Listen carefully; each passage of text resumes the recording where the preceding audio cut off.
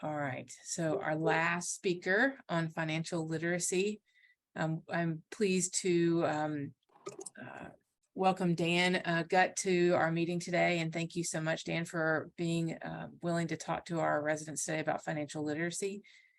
Dan began his career in personal financial services in 2003 and then gained several years of experience with executive benefit planning. In 2014, he began working with John Adams, and they have formed Adams, Gutt and Associates. As a private wealth advisor and partner with John, he co-leads the team in training and development, investment portfolio management, and setting the course for the firm's growth.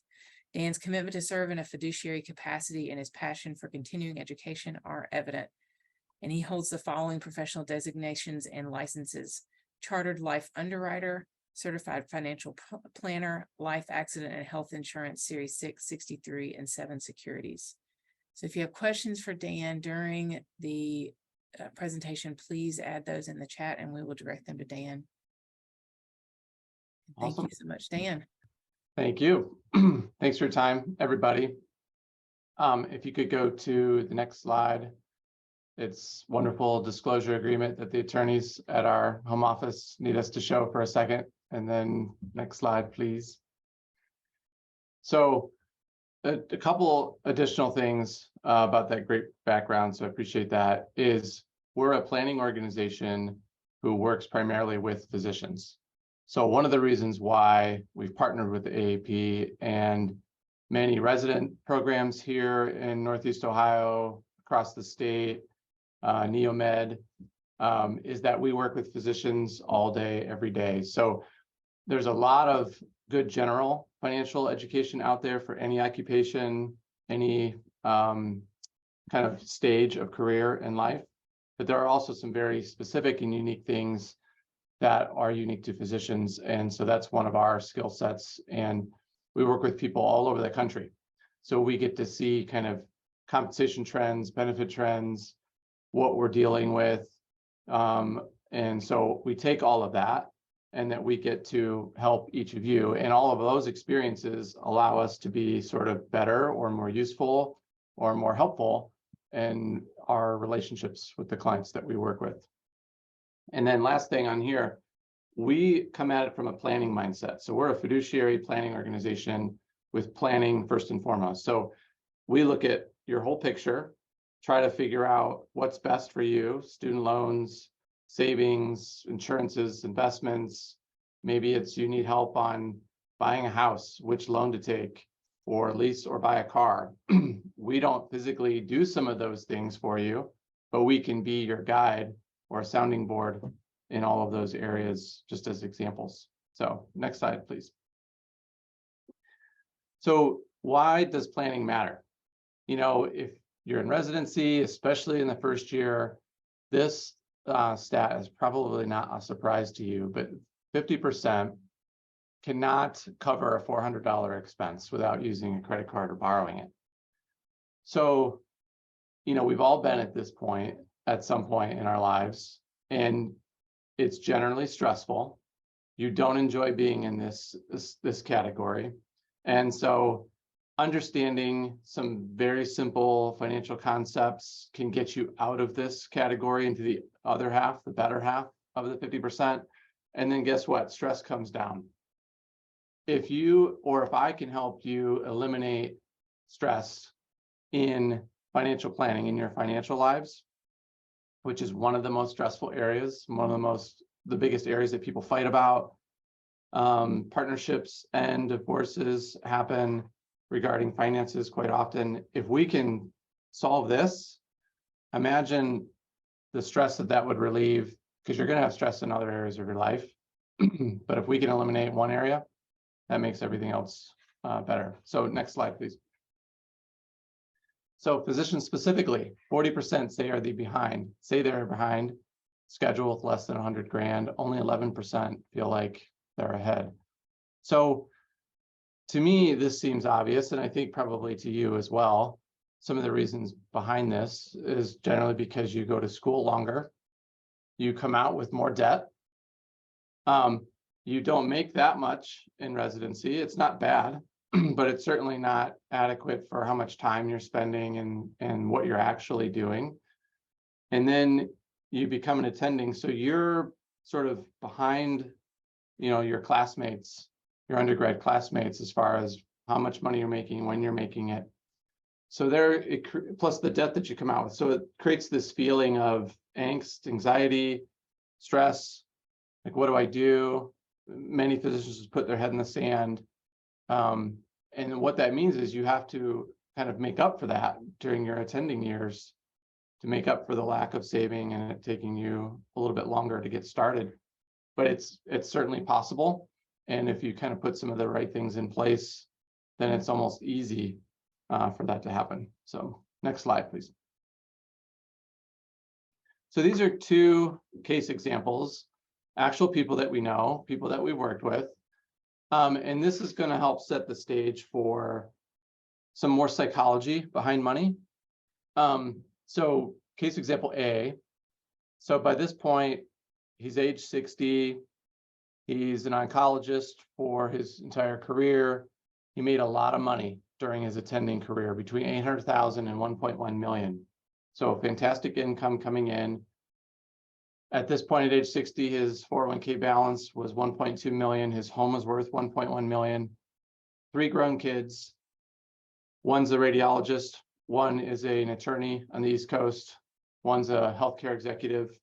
So very kind of picturesque, very successful upbringing in the kids and what they're doing now.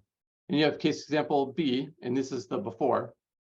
We'll look at the after here in a second. Case example B, 2 family medicine physicians, husband and wife, between $300,000 and $400,000 of income. So as they were having kids, they kind of toggled back and forth between 0.6 and 1.0 FTE. So that's why their income was in that range and not higher. They did good on their 403Bs, $700,000 there. They just bought their kind of attending level home at 820.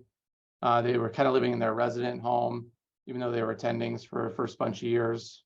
And they have 2 kids, 10 and 8. So next slide. So now here's the after. And the next slide, please. Thank you. So case example A, he's working at 60, not because he wants to, but because he has to. He owes $1.5 million on his house, and it was only worth 1.1. He's actively working, but taking money out of his retirement accounts, $20,000 to $30,000 a month, just to satisfy his bills. So this is like the nightmare scenario that you would not have expected. He had borrowed to pay his kids' undergrad and medical school, post-grad. He thought it was his responsibility as an oncologist, made a lot of money. So he had to borrow those because he spent too much, and he never told his kids the position he was in. So they're not paying on their loans, but he is still. So it didn't matter how much money he made. He just loved spending. And the more he made, the more he spent.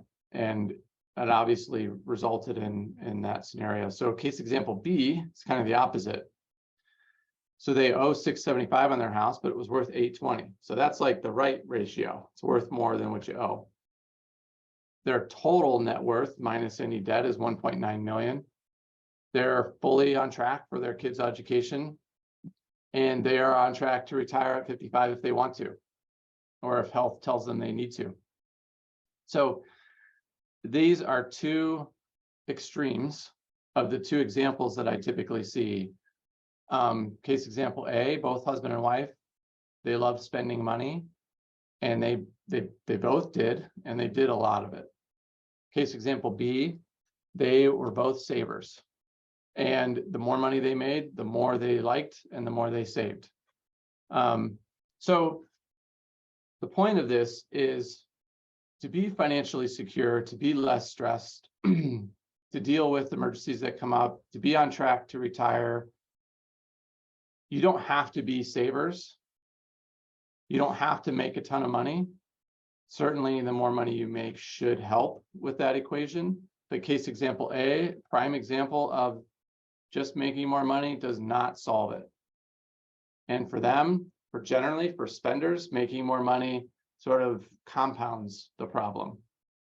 So what I'm suggesting that you do is identify who you are. Are you a really good spender, or are you a really good saver? And whichever one you are, try to have a little bit more of the other one in you, or get married to the opposite one and then have a nice balance between the two.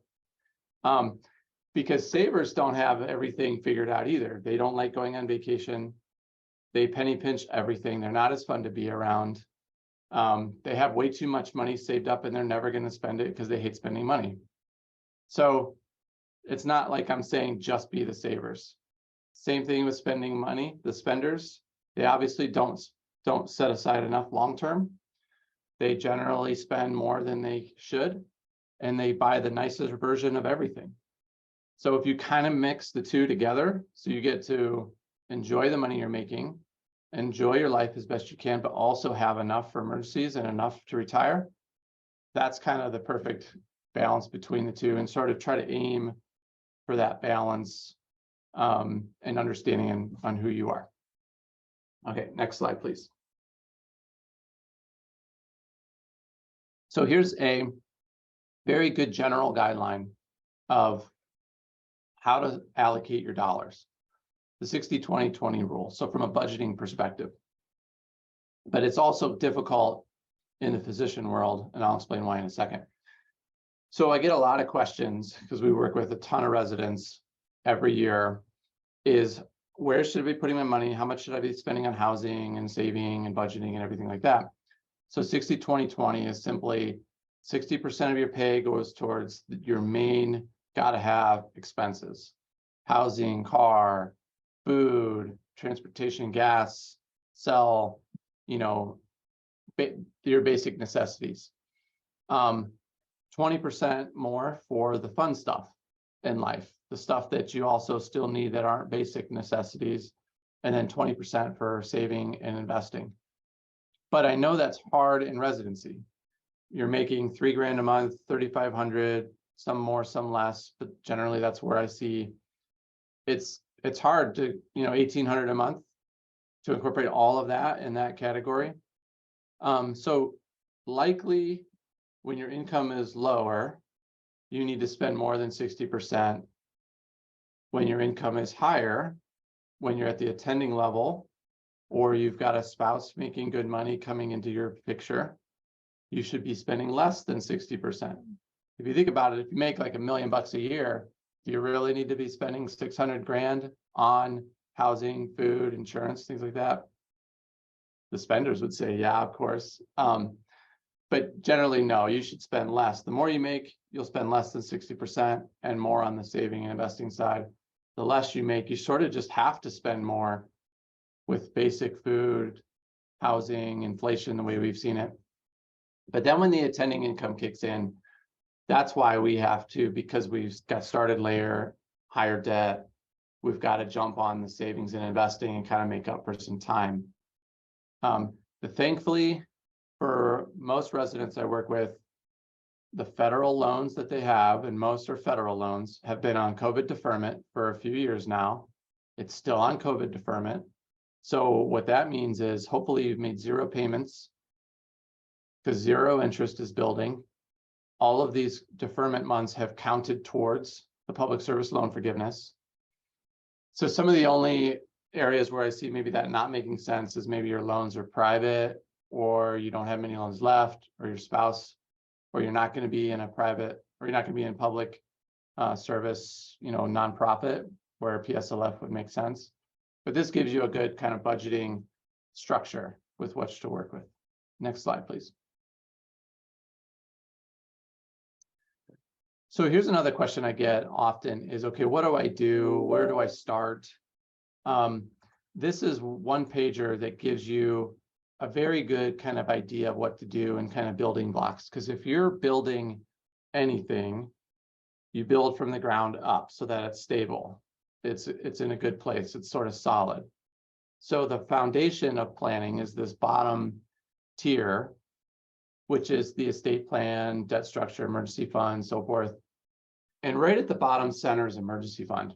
If you have 3 to 6 months worth of expenses sitting in savings, you're automatically on the right side of that 50% on the first slide.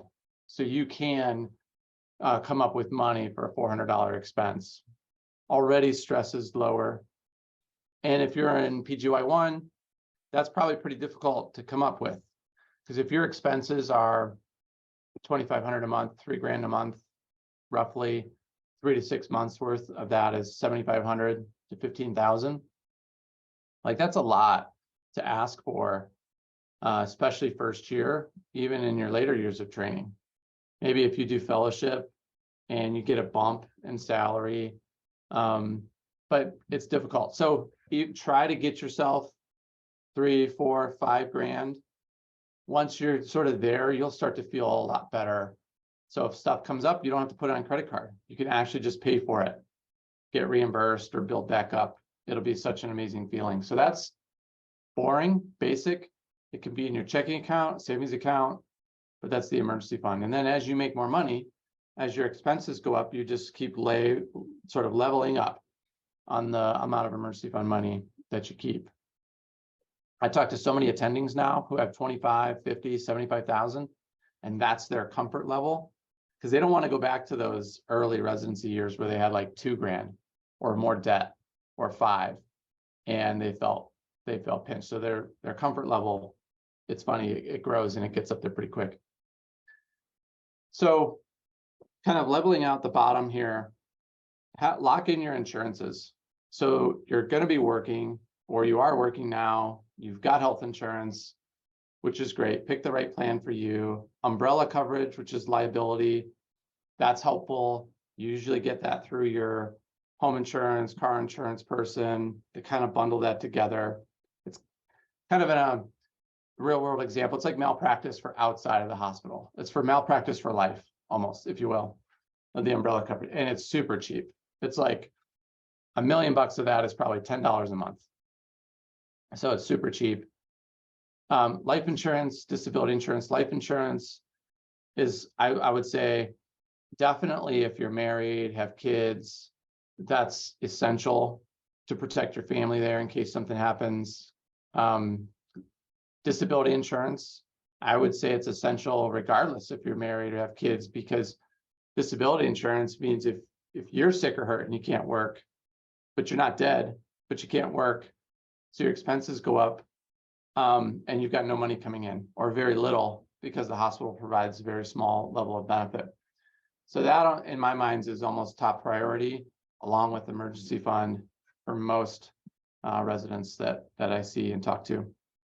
Estate planning on the left is basically just who's going to get your stuff when you die and making sure you have the right beneficiaries. So in its basic form, make sure the beneficiaries are updated. You can change them at any time. And if you have a family, have kids, then there's additional estate planning documents that are going to be helpful, but kind of at its core, that's the basics of it. We'll talk about debt structure more in a minute regarding student loans, but debt structure here is making sure you don't have too many credit cards or like high interest debt. So you want to knock up your emergency fund, maybe 2-3 grand. And if you have credit card debt that with bad interest, start crushing that and getting that down. Once that's to 0, then you can add more to your emergency fund and kind of play that game until the bad debt is gone and you're left with student loans or car debt and mortgage, something like that. Those are more acceptable debts. Then building up from there. So the bottom is all the stuff that if stuff goes wrong, you need to be protected. The next layer is, okay, what if things go right? I want to retire someday. I've been making money, primarily in that retirement savings pyramid there. That's the majority of the wealth that you're going to build. So that's the 403Bs, the 401Ks, which are basically the same thing, just one's for-profit, one's nonprofit. There's 401A pension plans, 457s, all employer hospital-based plans that you might run into. And then there's like Roth IRAs and traditional IRAs, which are in the same retirement category. You just get them through an advisor or you get them on your own. And you can have both Roth IRA and a Roth 403b at work. So that's the majority of the investments. When we talk about investments, hear about investments, that's the majority of where you'll see or you'll have your investments inside of the 403bs, inside the Roth IRAs, and they're sort of locked up, but you get tax advantages for kind of locking that up and letting that money just grow and compound until retirement. The other categories there are like 529s, college education. Hey, Dan, we have goals that we want to, educate our kids and pay for that, or we want to buy a second home. So very specific goal-oriented savings, all leading to financial independence.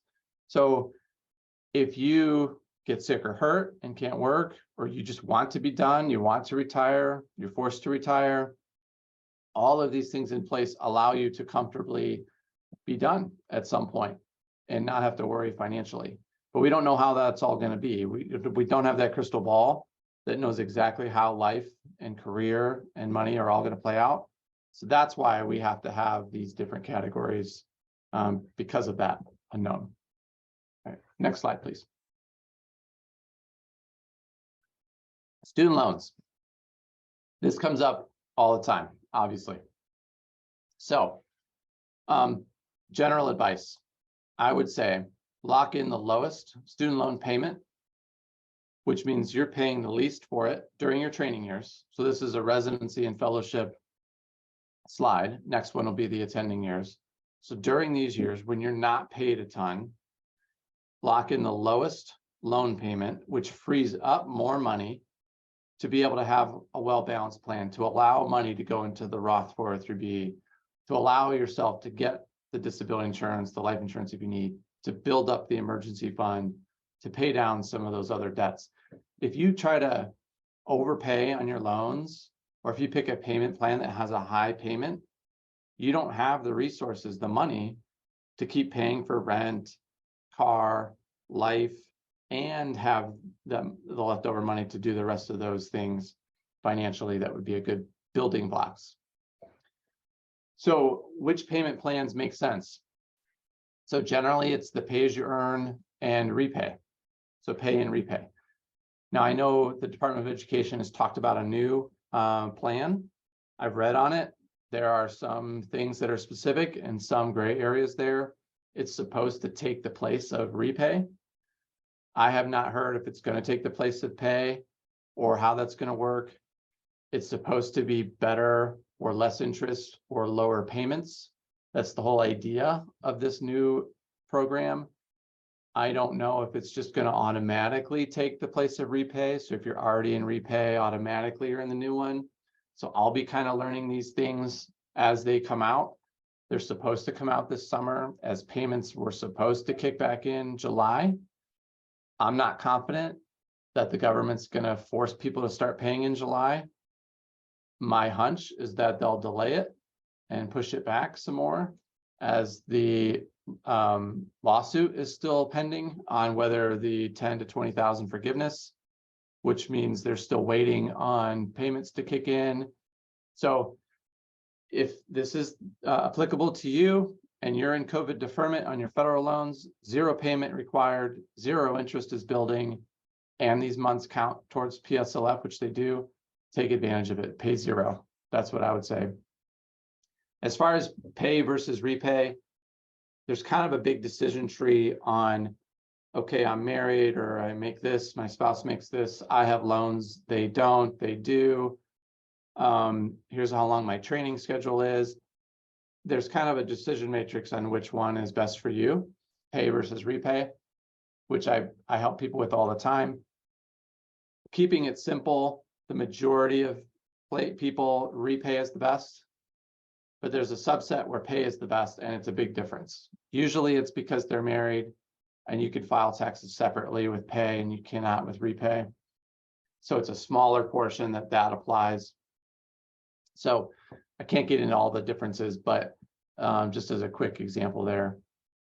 You also may get contractual student loan bonuses when you get that attending job or negotiate for that attending job.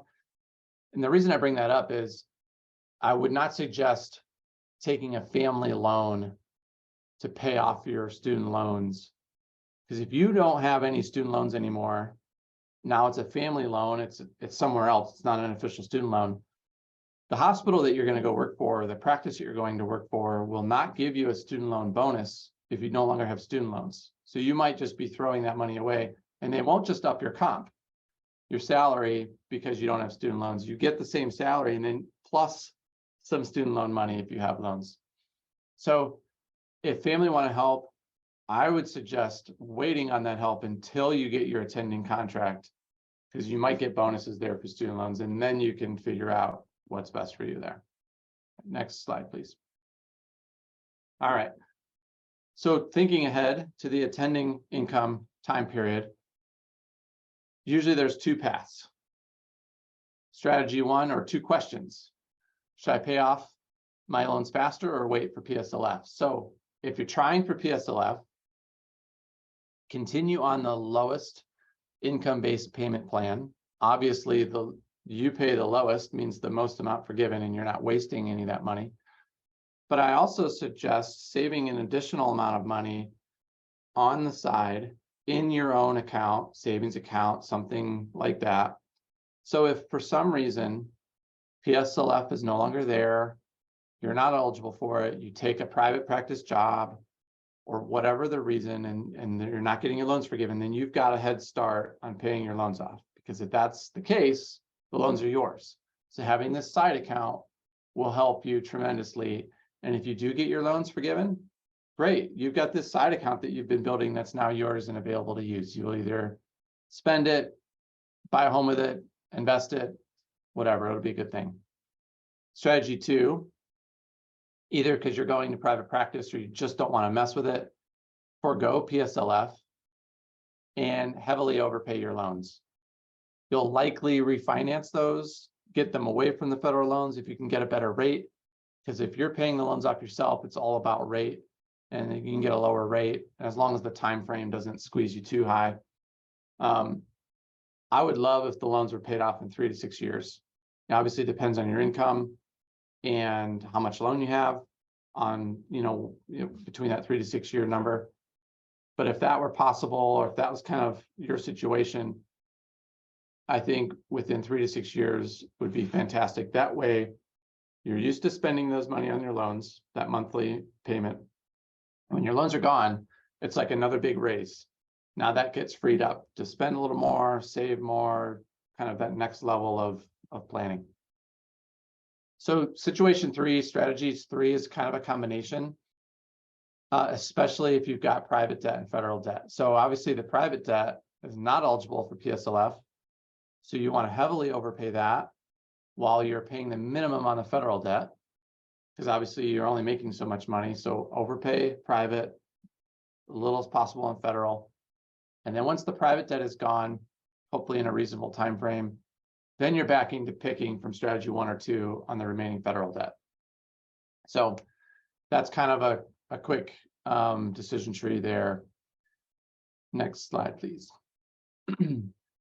Okay, so we talked about debt and insurances, emergency fund, boring stuff. So let me kind of give you a pretty fun investing example.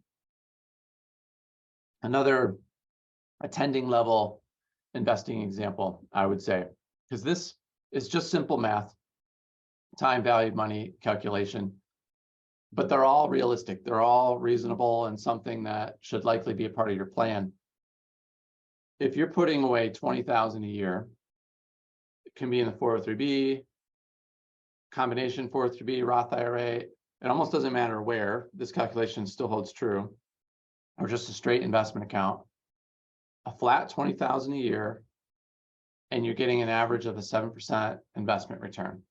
Obviously, the markets go way higher, go way lower, but if we just assume an average 7, which is not too aggressive, pretty reasonable over a long period of time, you'd have $1 million in 22 years. And these are rough numbers just to make the math easy.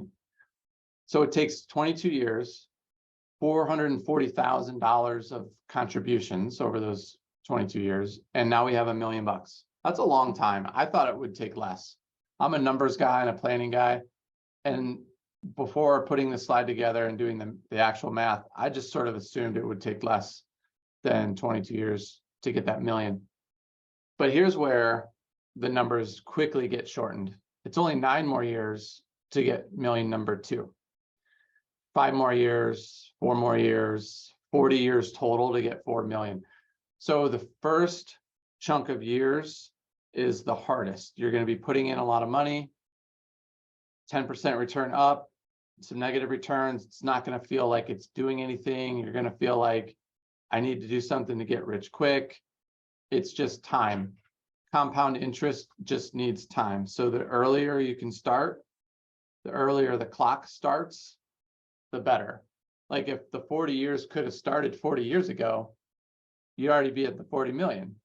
But obviously you have to start when you can. So once you start when you can, then it just builds and builds. And maybe you'll save more than 20 a year, maybe you'll save less, but this just gives you a good idea of starting as early as possible, giving yourself the longest time frame.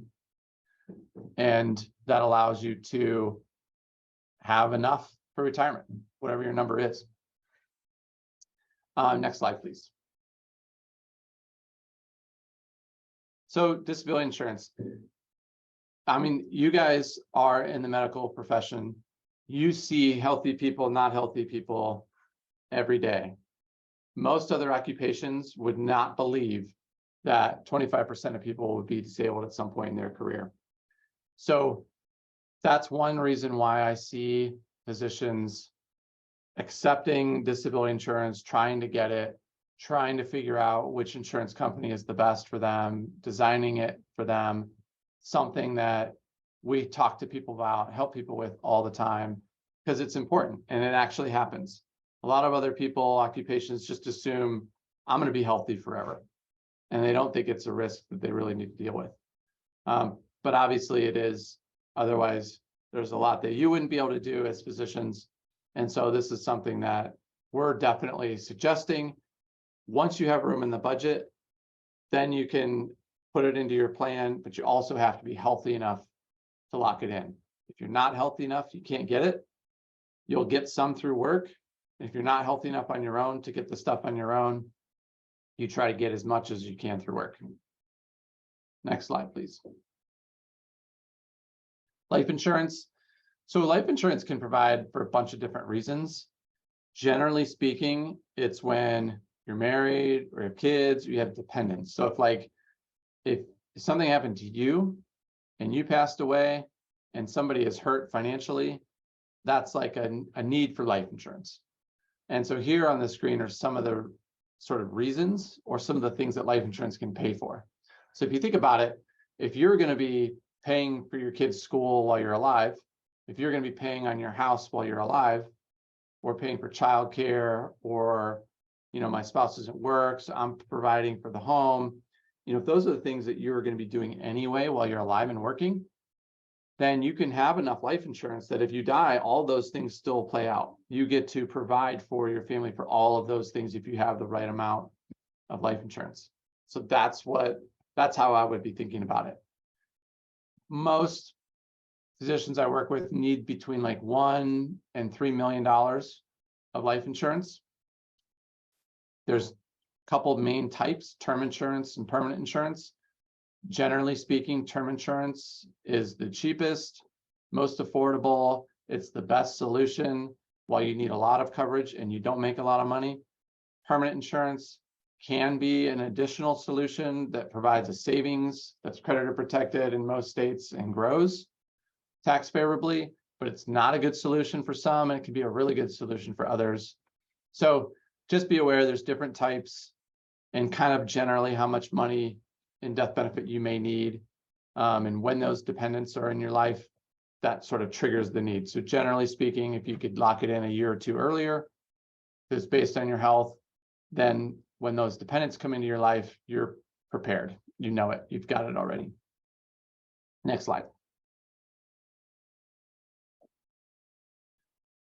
So I get the question a lot too, or the question is asked a lot of, how do I find a planner? Like, what am I looking for? What should they do? So the AAMC has some good criteria or some good suggestions on how to find somebody, what to do. So next slide gives us some criteria on what we're looking for. So here's some of the questions, almost like interview questions. So if you go on and meet with an advisor for the first time, it's almost like a first date.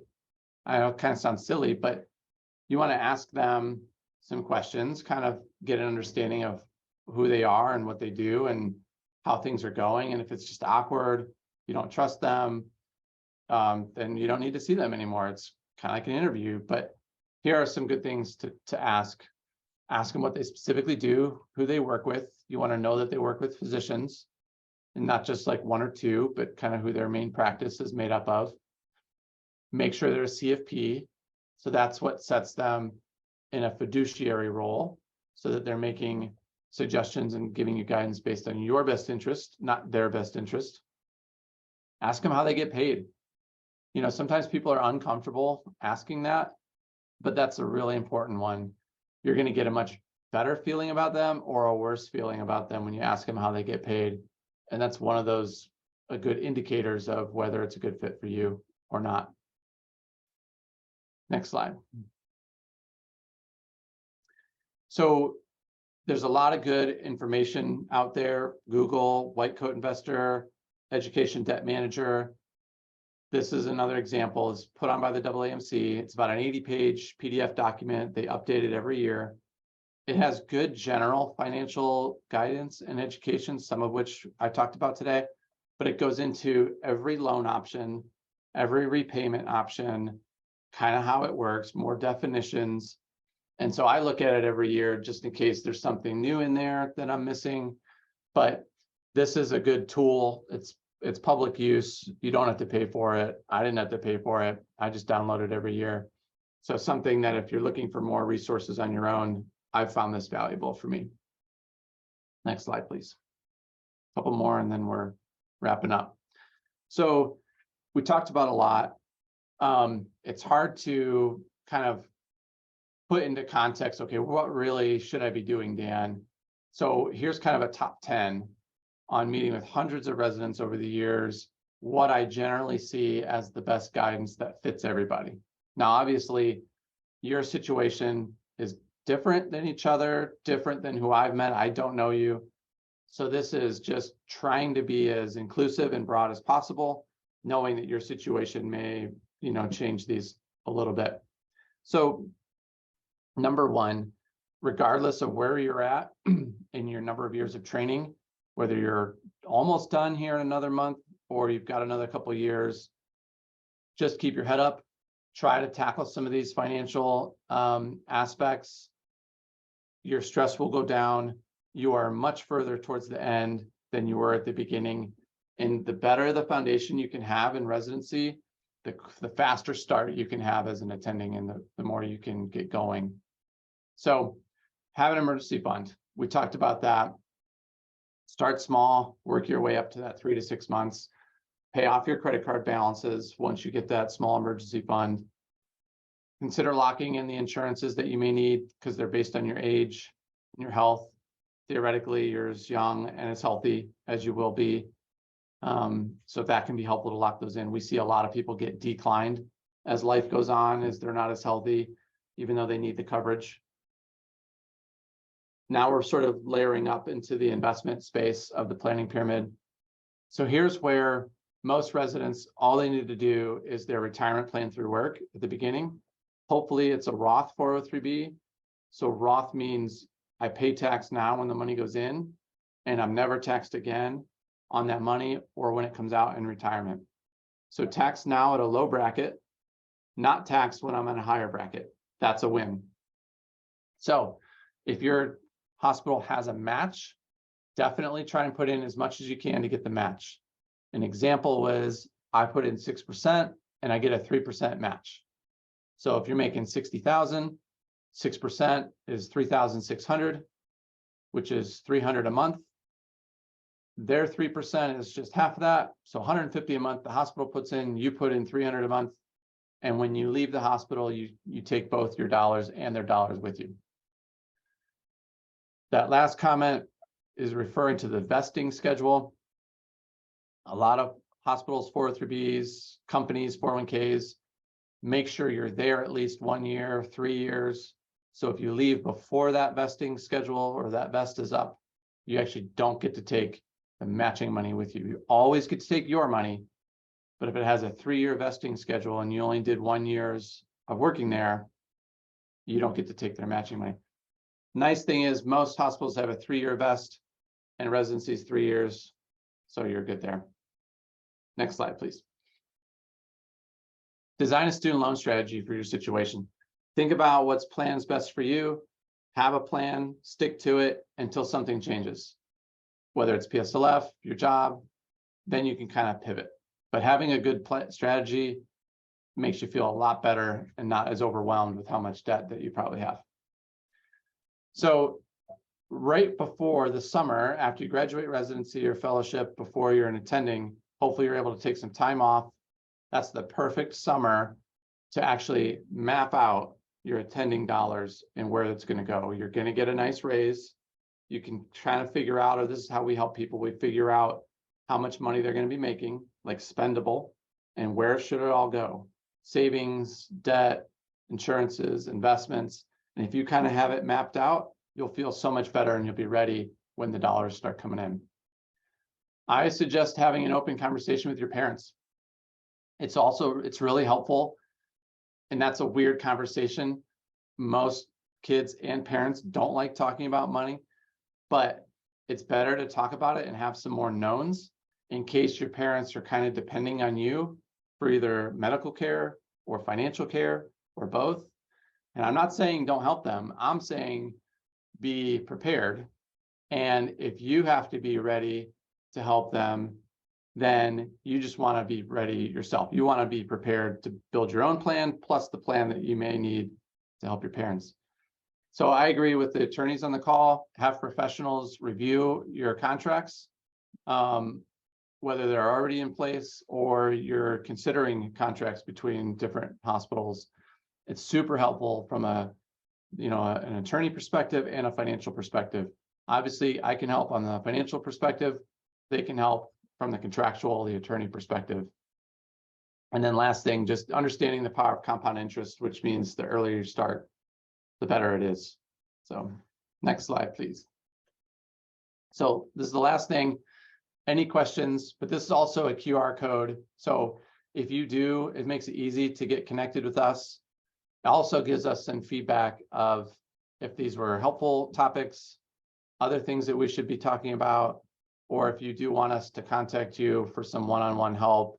No obligation. We do not charge residents, fellows for financial planning guidance and advice. So happy to connect with you if you want to chat. Dan, thank you so much. That was awesome. That was some great common sense information, and I learned a lot. Thanks. Awesome. All right. Thanks to everyone who has hung in there with us. This has been a great session, and I appreciate everybody who's been on the call. So as a reminder, you're going to receive an email from Liz Dawson with the following: a program evaluation form. Please fill that out for us. It really does help us.